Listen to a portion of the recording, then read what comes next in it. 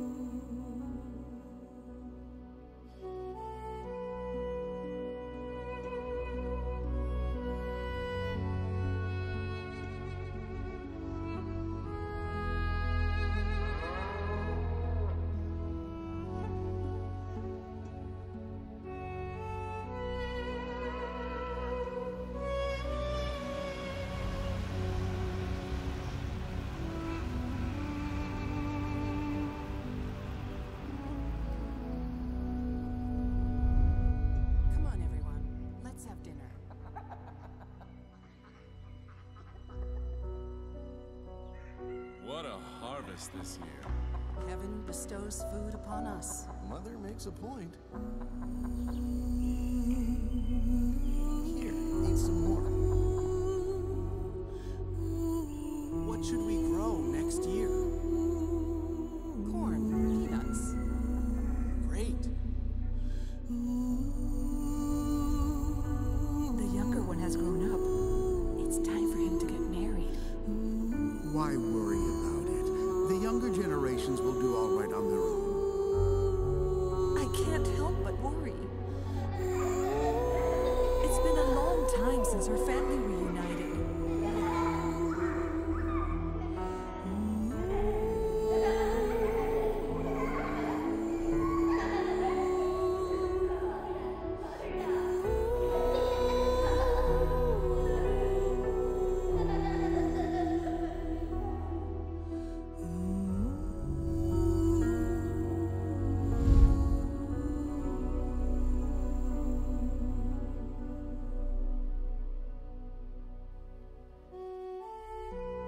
I've been taking care of Mother and Father until their final days. This house should be mine.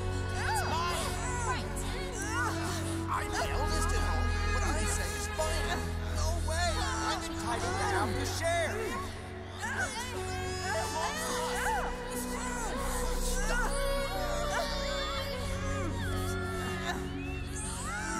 Listen to me. Father loves me more. It's my birthright.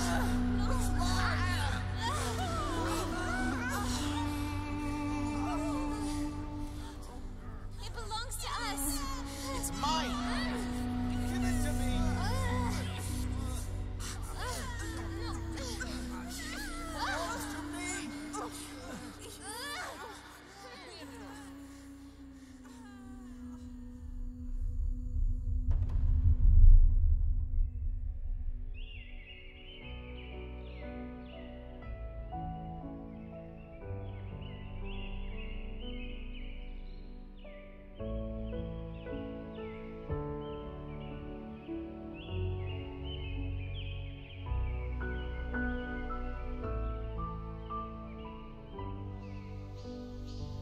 Grandma!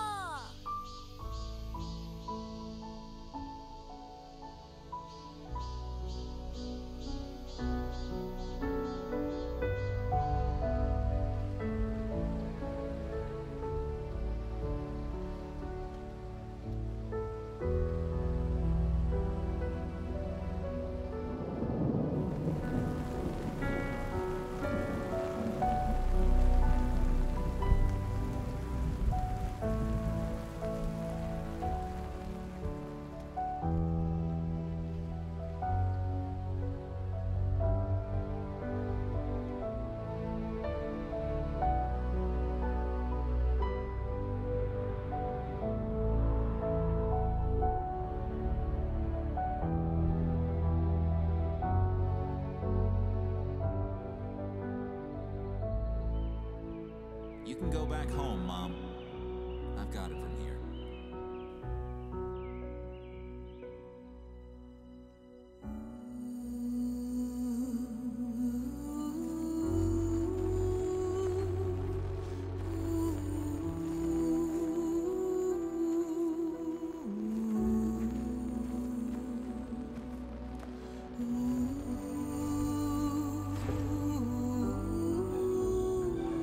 You're back.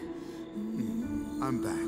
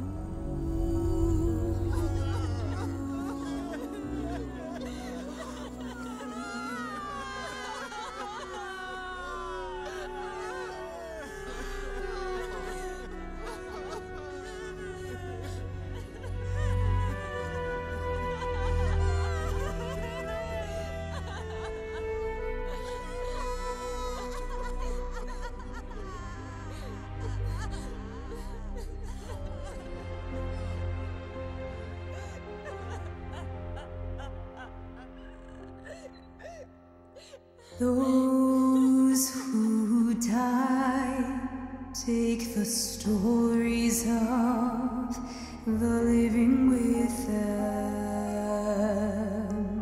and those who remain, they repeat the same tragic stories as those who've gone before. So man can't but ask himself,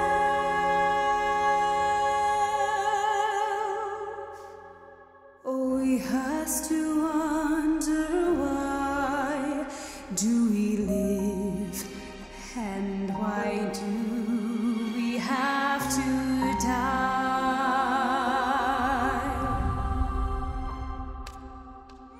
Who is in command of this world, and who created this mankind?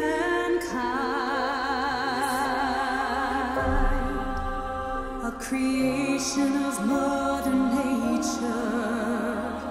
Is this really how man was made? Is mankind in control of its fate? Oh, who's this world? Who's this world? And who is the creator of man? A creation of Mother Nature. Is this really how man was made? And is mankind in control of its fate? Oh, how mankind can be in control of its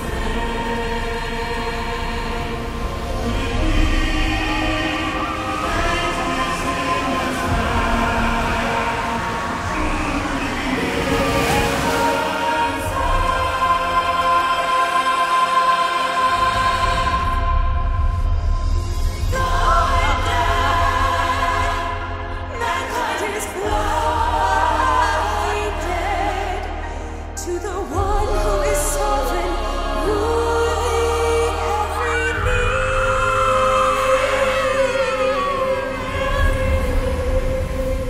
not knowing of its beginning or what the future holds, unaware who is the ruler of all things. In this life, mankind must unavoidably. None can escape or change these laws.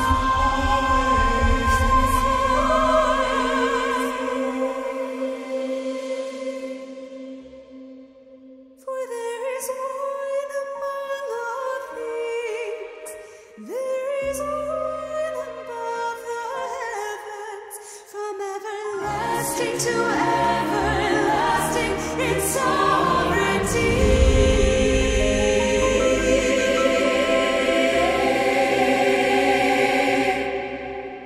And he holds rule over all things.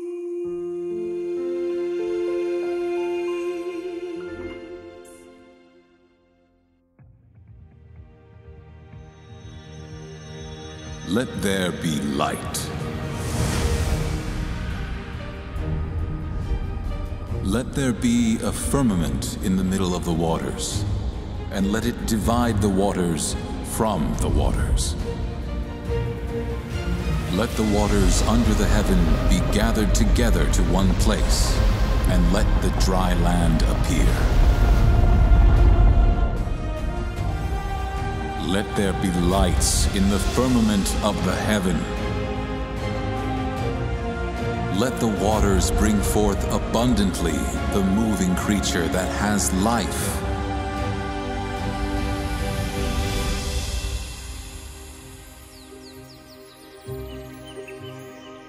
Let us make man in our image, after our likeness.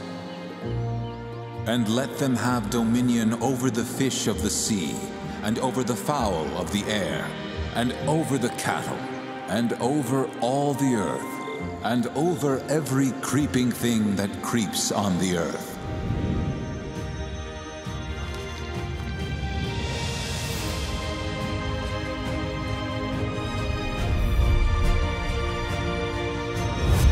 Behold, I come quickly, and my reward is with me, to give every man according as his work shall be.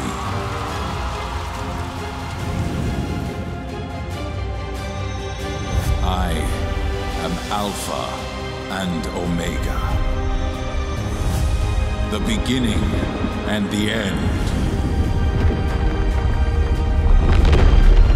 the first and the last.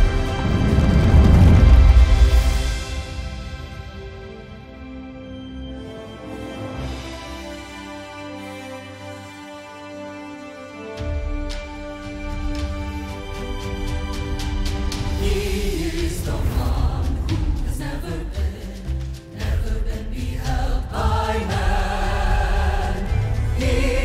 one who mankind has never known.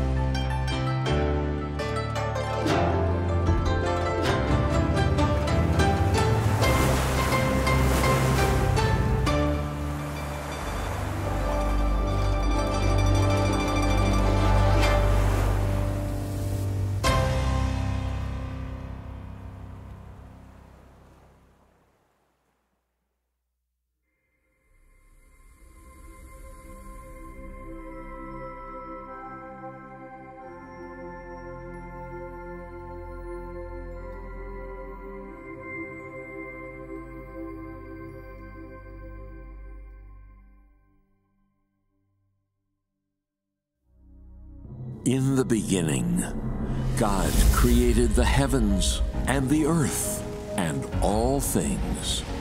A vibrant new world was born.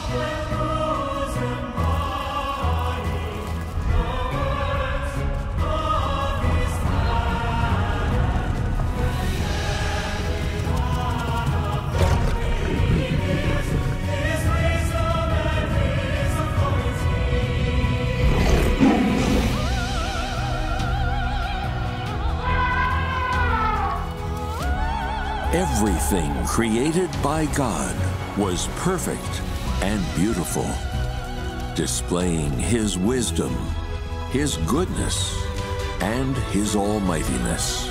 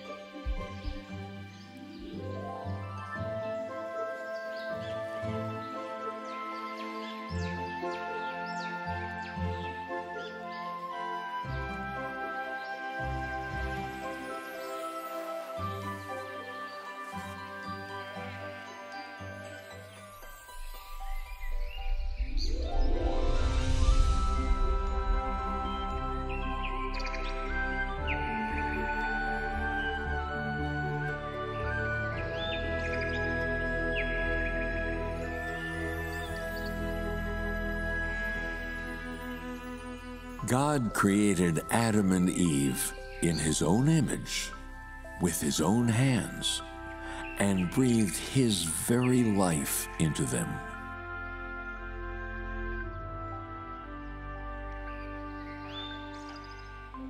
Jehovah God placed them in the Garden of Eden and told them, "Of every tree of the garden you may freely eat.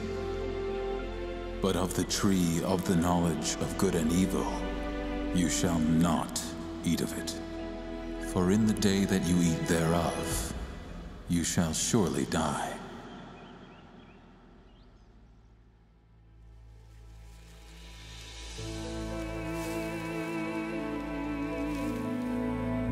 But Adam and Eve did not heed God's instruction. They gave in to Satan's temptation and ate from the tree of the knowledge of good and evil. After that, mankind became more and more corrupt, evil, and decadent. They reached the highest levels of sin. They made an enemy of God and did not allow for his existence. This was why God resolved to wipe out mankind with a flood.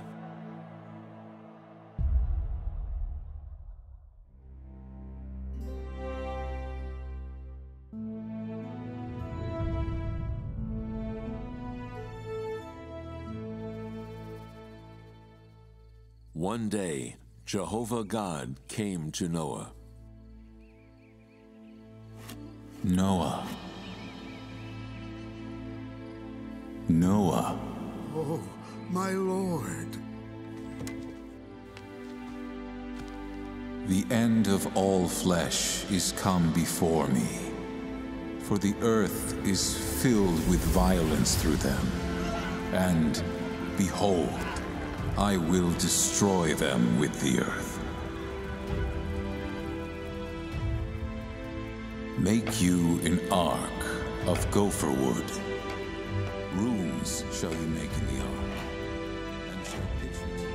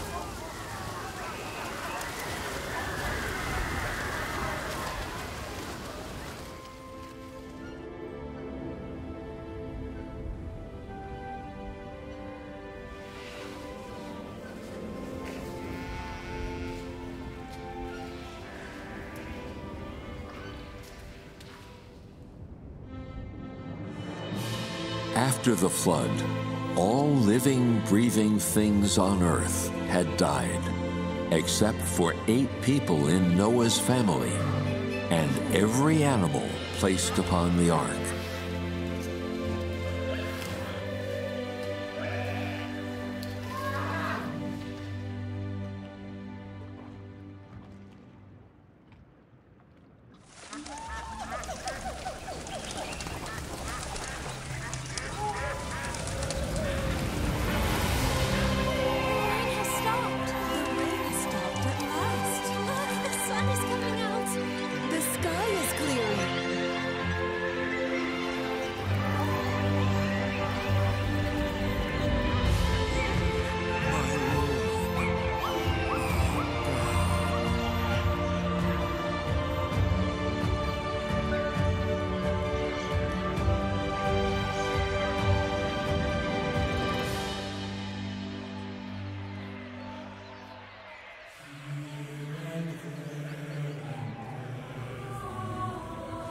They have continued to proliferate on earth to this very day.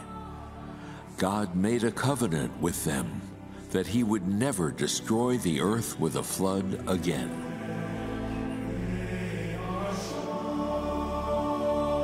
And the rainbow seen today is proof of God's covenant with man.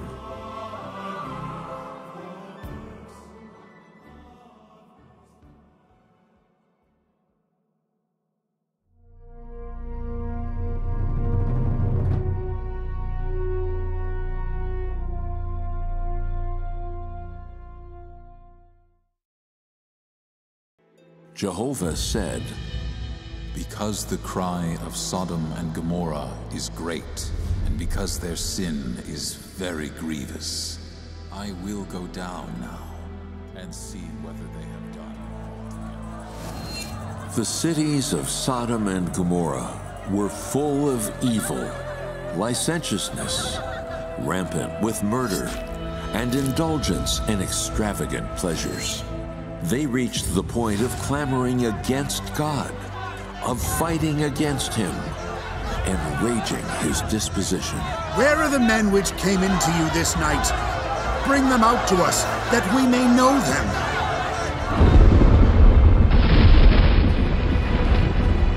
After the angels took Lot and his family out of the city, burning sulfur rained down from the sky.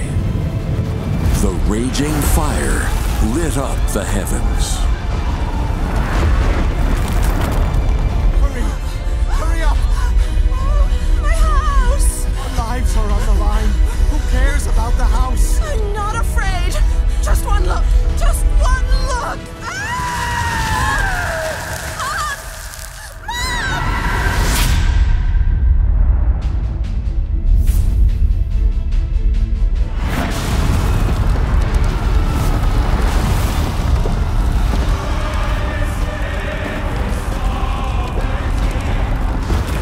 Sodom, Gomorrah, and all their residents were reduced to ashes, disappearing into the wrath of God.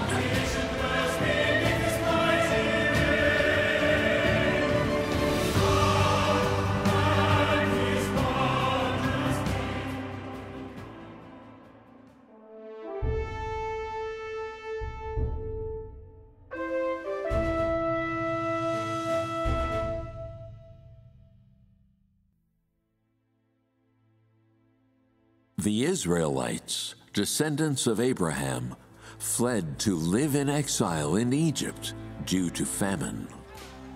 The Egyptians were terrified of the Israelites' expansion, so they enslaved them. The Israelites could not bear the torture and prayed to God.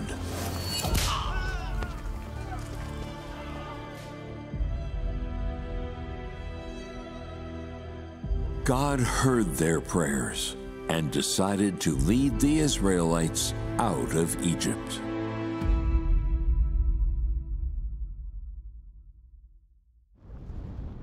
He then called on Moses. Moses. Now therefore, behold, the cry of the children of Israel is come to me. And I have also seen the oppression with which the Egyptians oppress them. Come now, therefore, I will send you to Pharaoh, that you may bring forth my people, the children of Israel, out of Egypt. Moses went to see the Egyptian Pharaoh with God's command. But the Pharaoh would not agree to release the Israelites. The stubborn Pharaoh did not give in until God unleashed 10 plagues. The Israelites finally departed from Egypt under God's guidance.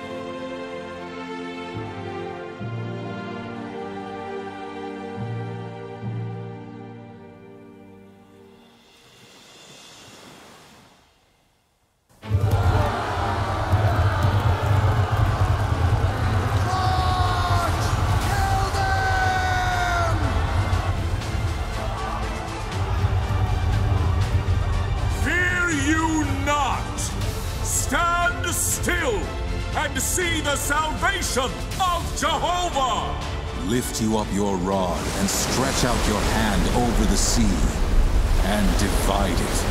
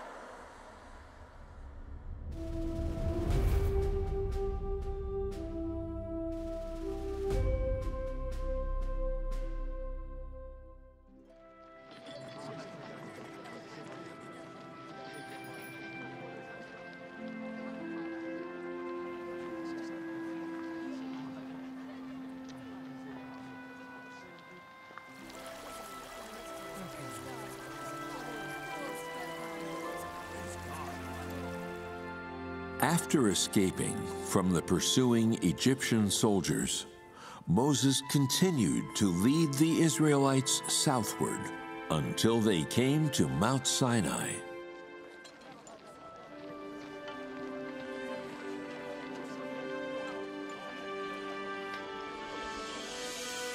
In his almighty glory, Jehovah God descended to Mount Sinai and issued his commandments to the Israelites through Moses. God spoke all these words, saying, "You shall have no other gods before me. You shall not make to you any graven image. You shall not bow down yourself to them, nor serve them. You shall not take the name of Jehovah your God in vain." Here and there and everywhere, his deeds and his power can be found. His wisdom and authority. After leading the Israelites out of Egypt, God issued laws comprised of commandments, teachings, prohibitions, and decrees.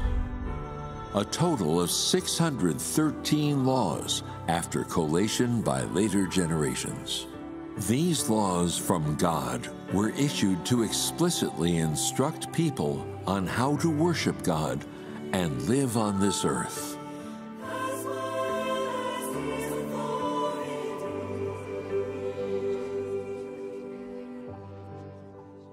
These laws were the earliest detailed conditions to guide mankind on how to live, to regulate human behavior, and measure moral standards. They were also the first basis and guideline toward determining sinfulness. Since you stole from them, you should pay double.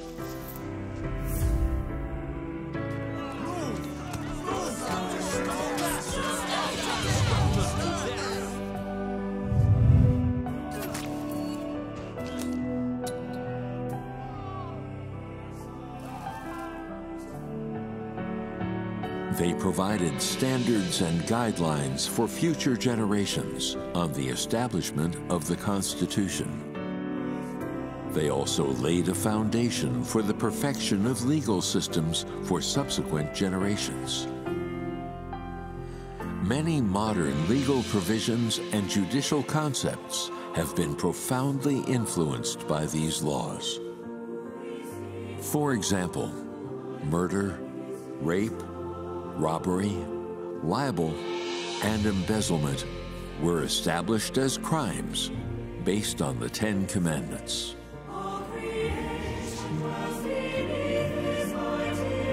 God's laws, issued to the Israelites, have not only had a profound impact on human law, but have also played a critical role in the establishment and formation of moral civilization and democratic institutions in human societies.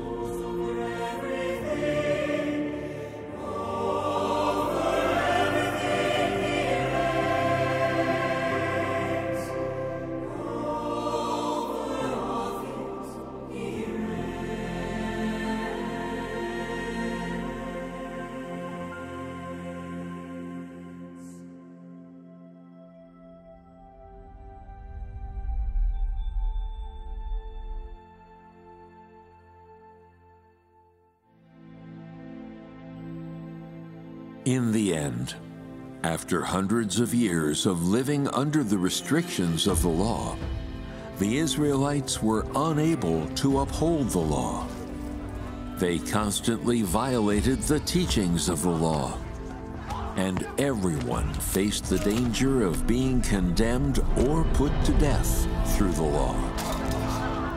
They were also repeatedly preyed upon by other peoples and were subjected to the torment of war and oppression. So they urgently prayed and called out to God, and they received a promise that the Israelites could gain an eternal sin offering, and they would no longer be condemned or put to death according to the law. A promise that would revolutionize the Israelites' very existence and fate.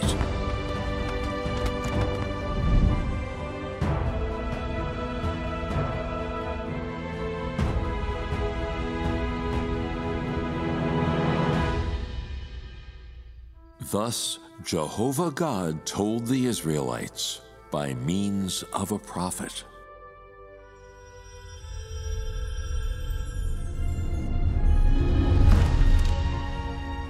For to us a child is born, to us a son is given, and the government shall be on his shoulder. And his name shall be called Wonderful, Counselor, the Mighty God, the Everlasting Father, the Prince of Peace.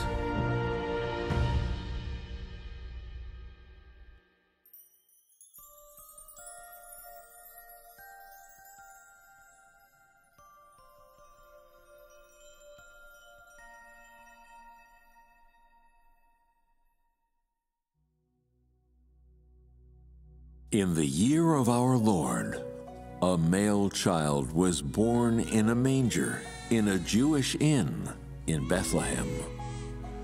3 wise men from the east, guided by a star that had never before been seen, came to the place of the child's birth.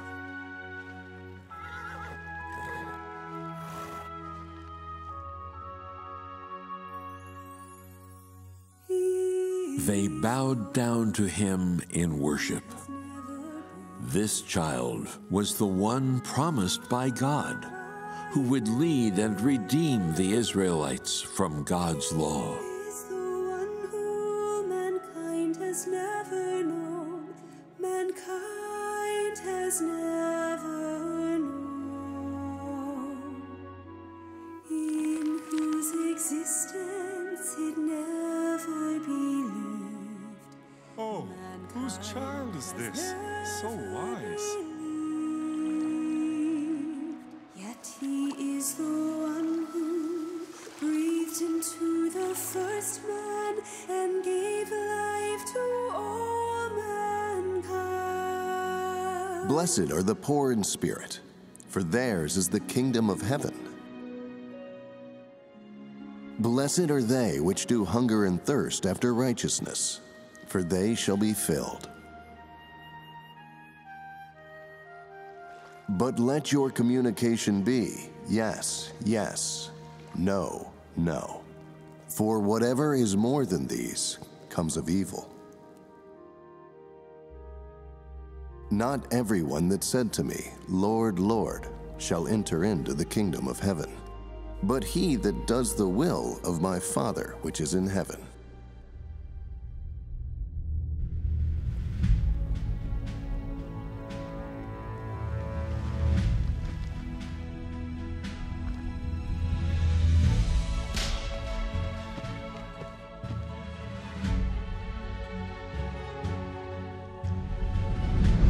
The coming of the Lord Jesus Christ put an end to the Israelites' lives of slavery to sin. They no longer had to face the peril of being condemned or executed for their inability to uphold God's law.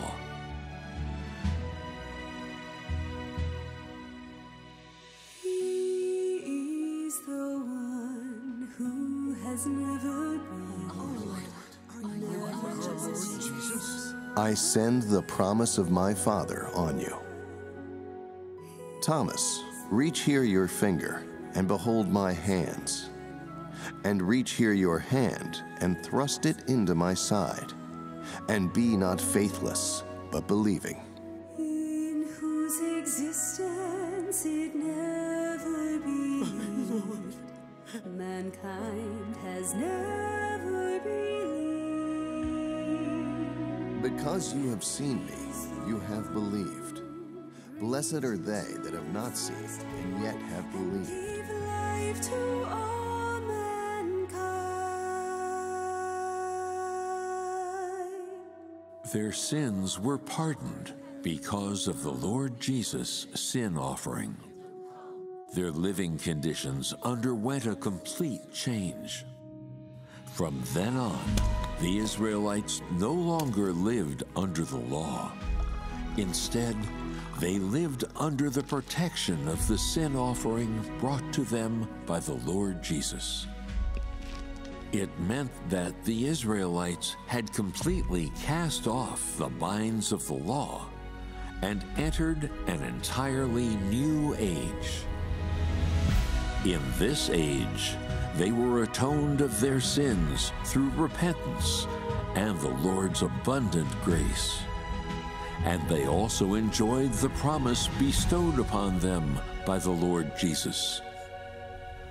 It was an age replete with the Lord's mercy, love, tolerance, blessings, forgiveness, and patience.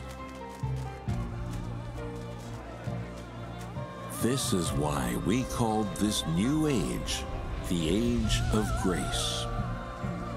People's sins could be forgiven as long as they accepted the Lord Jesus as their Savior.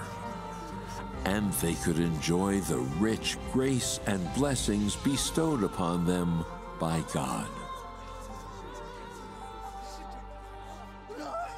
This grace not only narrowed the gap between God and man, but also rescued humanity from their slavery to sin.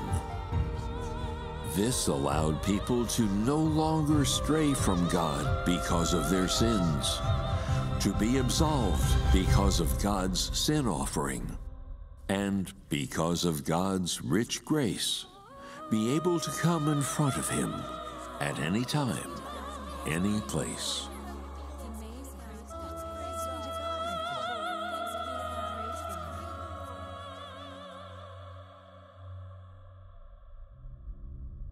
The coming of the Lord Jesus brought an end to the old age of constraints by the law and ushered mankind into a new age. Meanwhile, it improved the relationship between God and man and opened up a new beginning, a new start to God's work of management among mankind.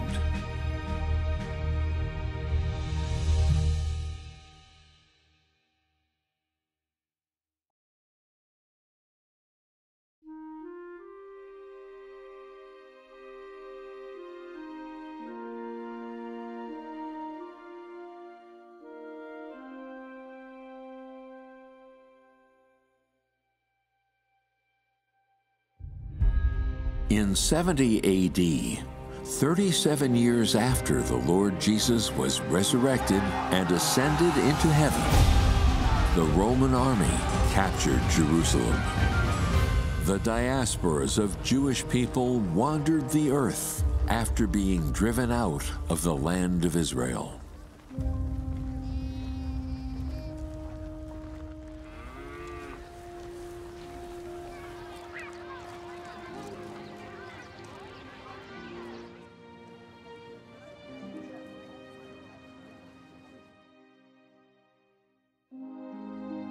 Although they had lost their homeland, they carried with them the Lord Jesus' gospel of the heavenly kingdom, which had been confined to Judea, and spread it to every corner of the world. He that believes and is baptized shall be saved. For Christ also has once suffered for sins, the just for the unjust. She's come back to life. She's alive. She's come back to life. Hallelujah. Thanks to the Lord. Hallelujah. May the Lord have mercy on me. My legs have been healed. I can stand up.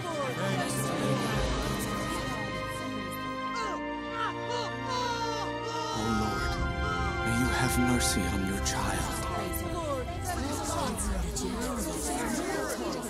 Our Father which art in heaven, hallowed be your name. Your kingdom come. Your will be done in earth as it is in heaven. Here we must proclaim that God's wisdom surpasses the heavens, and his deeds are wondrous beyond belief. But deliver us from evil. For yours is the kingdom, and the power, and the glory, forever. Amen. For yours is the kingdom, and the power, and the glory, forever. Amen. For yours is the kingdom, and the power, and the glory, forever. Amen. Amen.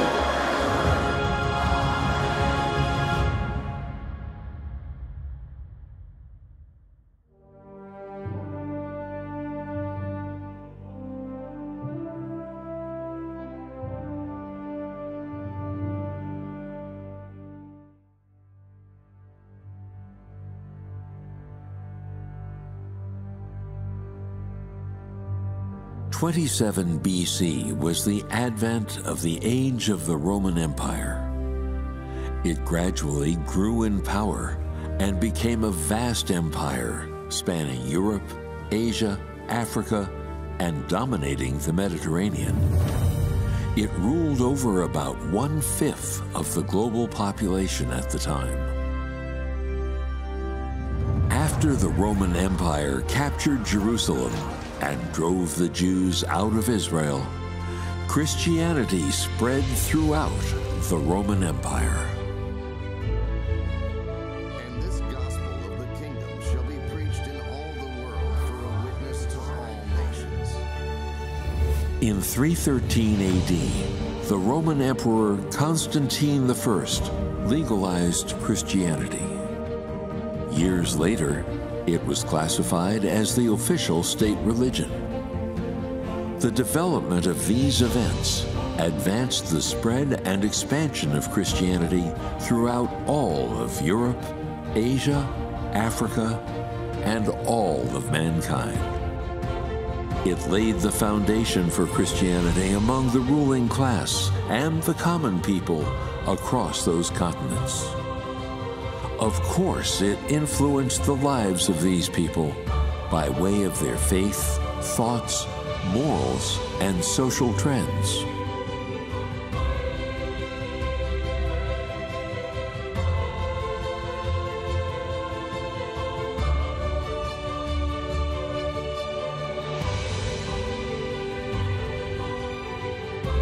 It also influenced the ideologies and political careers of generations of rulers.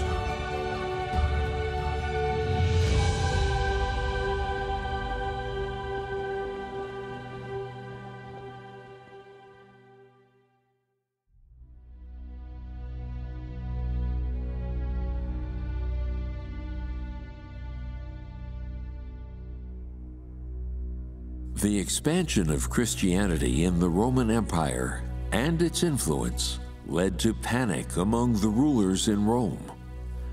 They were afraid of and hated Christianity. To prevent Christianity from taking over their rule, they madly persecuted Christianity and murdered huge numbers of Christians.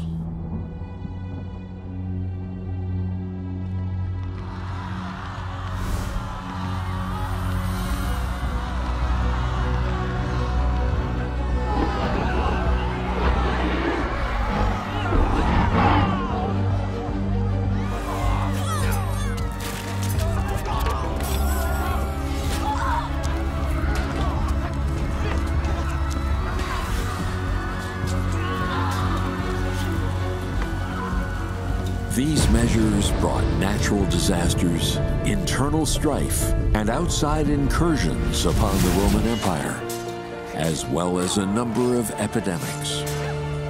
There were repeated outbreaks, the shorter ones lasting a few decades, the longer lasting over a century. This brought about a sharp drop in the population of the empire.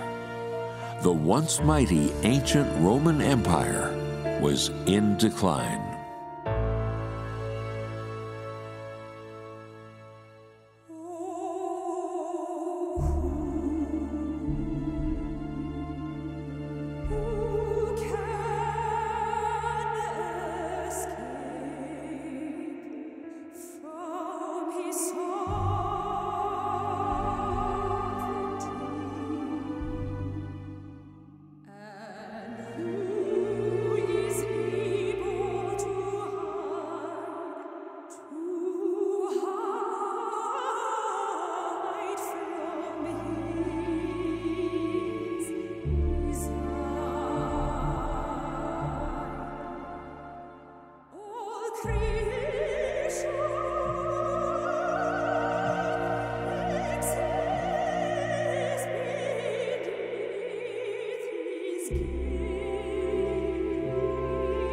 In 1453, ancient Rome descended into chaos.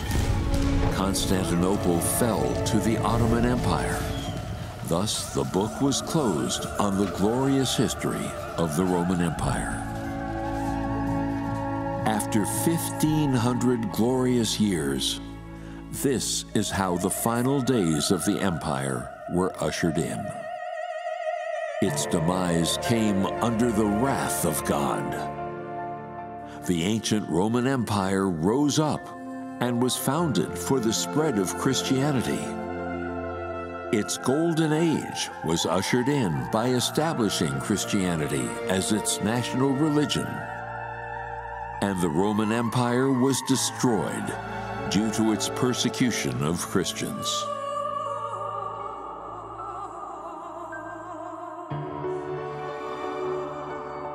Although the Roman Empire faded from view and exited the stage of history, its mission, as well as its development and existence in human history, have had a profound influence on future generations.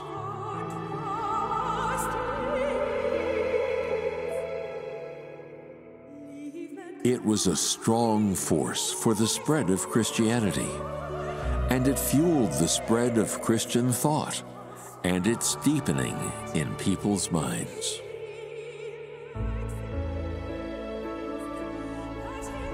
Although ancient Rome's prosperity is a thing of the past, Christianity's influence on mankind has not ended. It has nurtured and guided generation after generation of people. It is like a seed rooted deeply in people's hearts, full of vitality.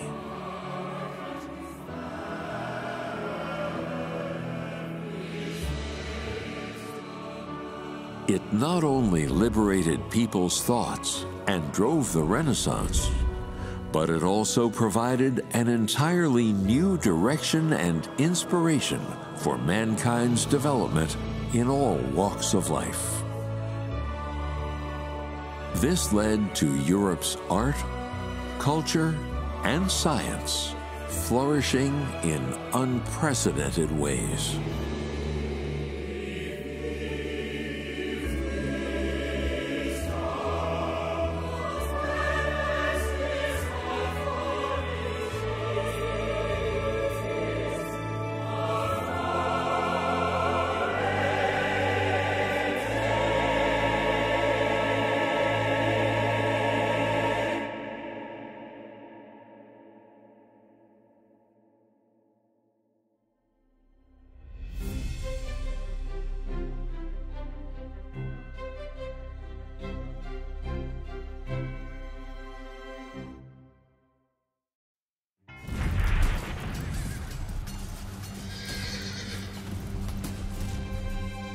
In the 17th century, the victory of the bourgeois revolution in England led to the passing of the Bill of Rights, establishing the principle of Parliament's supremacy over the monarchy.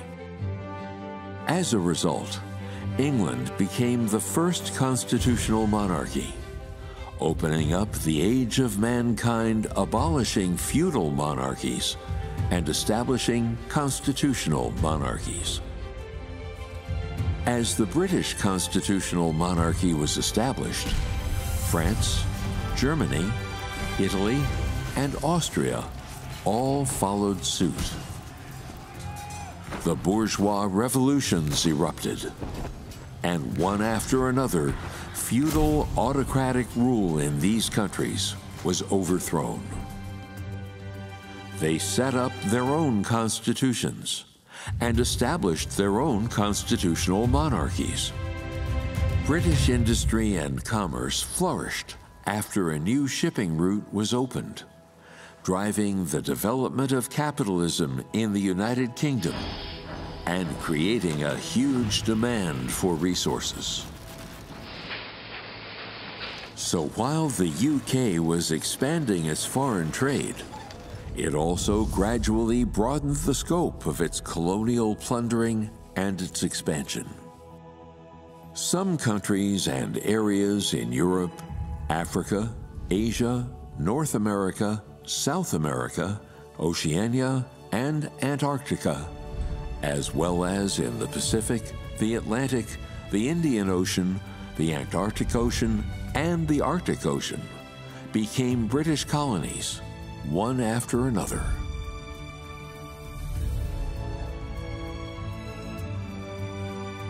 By the early 20th century, England had conquered 1/4 of the Earth's territory and its people. During England's colonial expansion, advanced knowledge and thinking in areas such as Western political systems, culture, religions, education, and medicine were introduced into the colonies. The old ruling orders of the colonized countries were overturned, and the pre-existing feudal ideologies were destroyed. This laid the foundation for the colonies unknowingly embarking upon the path of constitutional democracy. This brought about a turning point in the state of the rigid, stagnant, closed societies within the colonies, infusing them with new life. This was an enduring contribution to the development of every aspect of life in the colonies. Missionary, save my brother!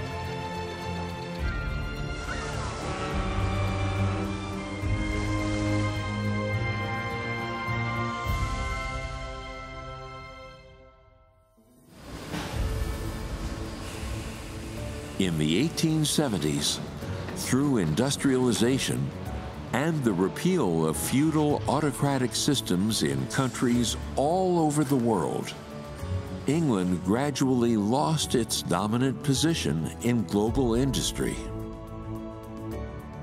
After 2 world wars, its colonies gained independence one by one. England headed into decline, completing its mission in history.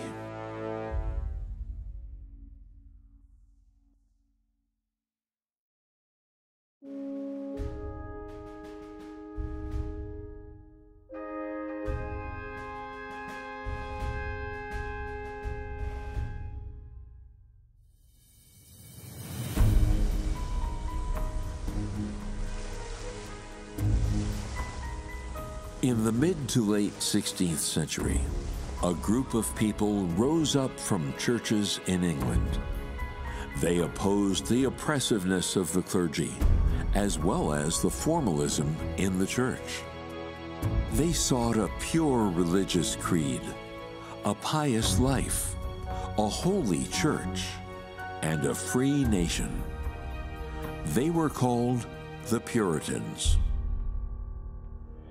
In 1604, the British royal family ordered all Puritans to return to the state church and obey the bishop. Otherwise, they would face expulsion or even execution. So the Puritans were forced to leave Europe behind and head for North America. They were followed by larger numbers of Puritans. Some of them came from Oxford or Cambridge universities. They were generally more educated than most Europeans. They advocated for the concepts of autonomy, equality, and democracy, as well as God's teachings. They infused the United States Declaration of Independence and the American Constitution with these values.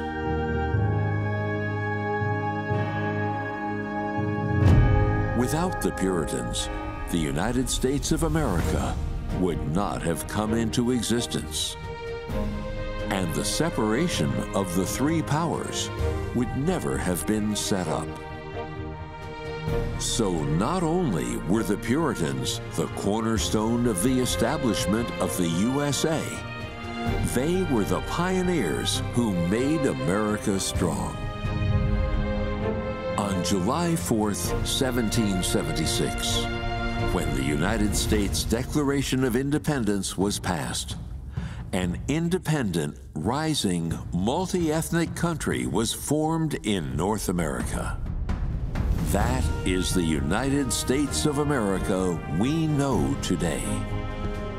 George Washington, the first president of the United States, said, "It is the duty of all nations to acknowledge the providence of Almighty God, to obey His will, to be grateful for His benefits, and humbly to implore His protection and favor."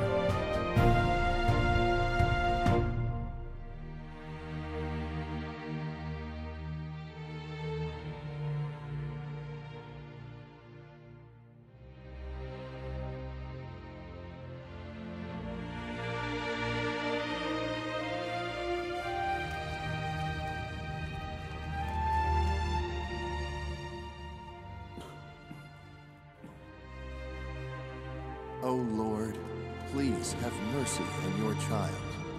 Cure him. Here and Do you know what we should plant? and everywhere, His deeds and His power can be found. His wisdom and authority. Oh Lord, thanks for your care. Everywhere. Oh Lord, thanks for your grace and blessing. You and there and everywhere. His The drought deeds and persists. His Please take power care of your can be children. Please bestow rain upon us and His water our crops. wisdom and authority everywhere. Thanks be to my Lord. It rains.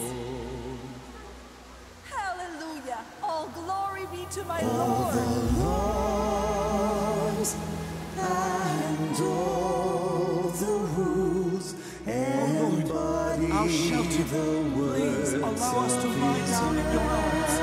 Lord, be with us. Everyone, yes, every one of them reveals His wisdom. Praise the Lord. He answered our prayer. Who can escape from His sovereignty? Who is able to hide from His design? All things exist beneath His gaze. All creation dwells beneath His mighty name. All things exist beneath His gaze. All creation dwells beneath His mighty Oh, glory be to our Lord forever and ever. After the Civil War, the American economy developed rapidly. In 1894, the U.S. became the country with the greatest gross industrial output worldwide. Economic prosperity in the U.S. followed the outbreak of World War I. After the war, the U.S. turned from a country in debt, owing $6 billion into a creditor country that was owed more than $10 billion. It was the most prosperous nation on the planet.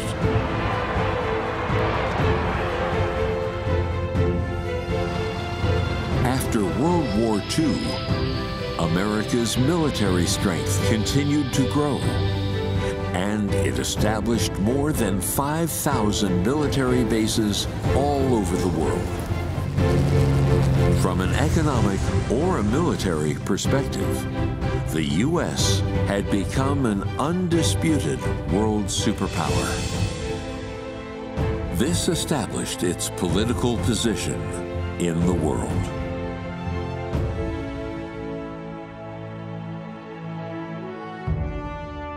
On the basis of adhering to its founding principles of freedom, democracy, and equality, the U.S. took up its duty to play the role of the global police. So the U.S. has continued to intervene and interfere with world trends, to effectively curb the expansion of authoritarian forces, and to protect large numbers of people from all walks of life who have been persecuted for religious or political reasons. It has also greatly contained the spread of various evil forces and weakened the damage done to mankind by evil forces. In a sense, the U.S. has played an important role in stabilizing the global situation and providing a balance for world order. It plays an irreplaceable role in safeguarding and stabilizing our global situation.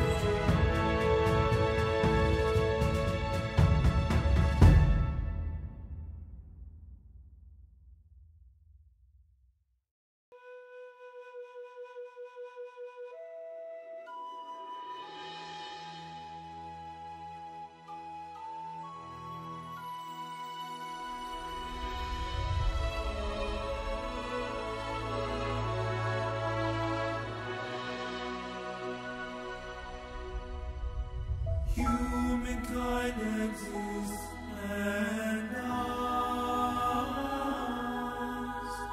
under the eyes of God.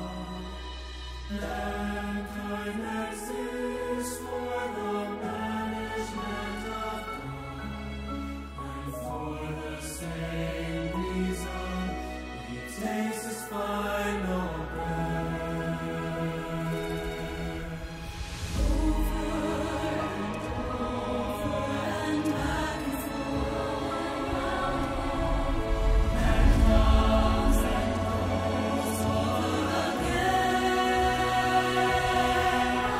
Moses.